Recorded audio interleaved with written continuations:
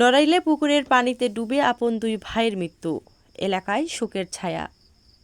তথ্য ও ভিডিওচিত্রে শরীফুজ্জামান, নড়াইল প্রতিনিধি। নড়াইলে খেলতে গিয়ে বাড়ির পাশে পুকুরের পানিতে ডুবে আবু বক্কর এবং ওমর ফারুক নামে দুই ভাইয়ের মৃত্যু হয়েছে। বুধবার 10 জুন বেলা 11:30টার দিকে নড়াইল পৌরসভার ভাটিয়া গ্রামে এ দুর্ঘটনা ঘটে। নড়াইল সদর থানা পুলিশের ভারপ্রাপ্ত কর্মকর্তা ওসি অজয় কুমার কুণ্ডু বিষয়টি নিশ্চিত করেছেন।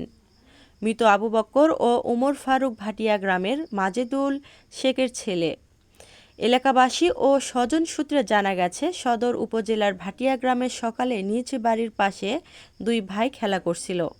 এ সময় তাদের পরিবারের লোকজন যে যার কাজে ব্যস্ত ছিল। এরপর বেশ কিছু সময় ধরে তাদের দেখতে না পেয়ে স্বজনরা খোঁজাখুঁজি শুরু করেন। খোঁজাখুঁজির এক পর্যায়ে বেলা 11:30টার দিকে বাড়ির পাশের একটি পুকুরে আপন দুই ভাই আবু বক্কর ও ওমর ফারুককে পানিতে ভাসতে দেখে তাদের দ্রুত উদ্ধার করে নড়াইল জেলা হাসপাতালে যাওয়া হয়।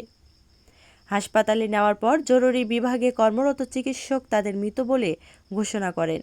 এ ঘটনায় এলাকায় শোকের ছায়া নেমে এসেছে। নড়াইল সদর থানা পুলিশের ওসি অজয় কুমার কুণ্ডু জানান, দুই শিশুর মৃত্যুর খবর পেয়েছি, ঘটনাস্থলে পুলিশ পাঠানো হয়েছে। আইনি প্রক্রিয়া শেষে মরদেহ দুইটি স্বজনদের কাছে হস্তান্তর করা হয়েছে।